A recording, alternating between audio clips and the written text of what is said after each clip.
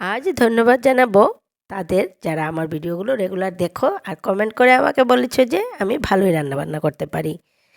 অসংখ্য ধন্যবাদ তোমাদের আমার ভিডিওগুলো দেখার জন্য। তাহলে চলো শুরু করি আজকের ব্লগটা। হ্যালো ফ্রেন্ডস, কেমন আছো তোমরা সবাই? আশা করি তোমরা সবাই ভালো আছো, আমিও ভালো আছি। সকালে ভাবলাম আজকে যেহেতু শনিবার কী রান্না করব।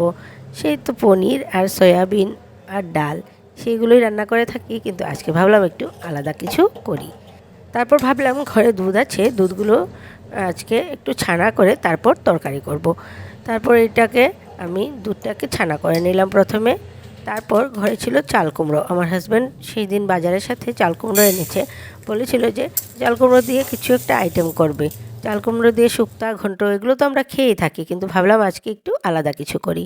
প্রথমে আমি ডাল নিয়ে নিলাম 1.5 কৌটো, নিয়ে এটাকে ড্রাই রোস্ট করব।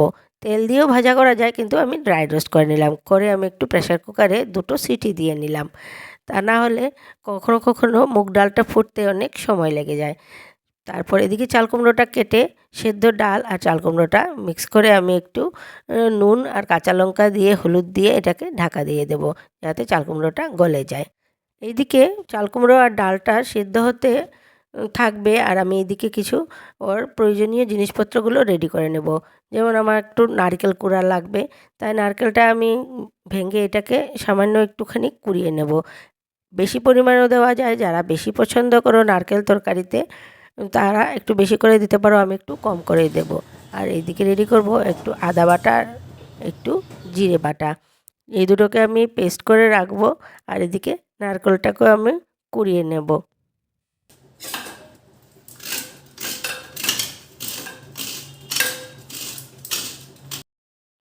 ডালের মধ্যে এবার দিয়ে দেবো আমি আদা জিরে বাটা, আর তার সাথে দিয়ে দেব নারকেল কোড়া, একটু চিনিও দিতে হবে।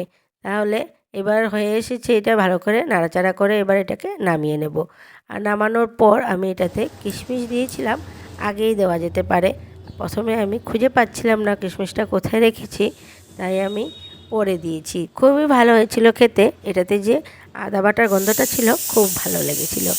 আর এইদিকে আমি বসিয়ে দিয়েছি 2-3টে আলু সেদ্ধ করতে, আর এদিকে বেগুন পোড়া হয়ে যাচ্ছে। সকালে ছানাটা করে রেখেছিলাম, সেই ছানার সাথে আমি 2-3 টুকরো আলু নিয়ে ভালো করে ছানাটাকে মেখে তার সাথে দিয়ে দেব নুন, হলুদ আর সামান্য একটু জিরে গুঁড়ো।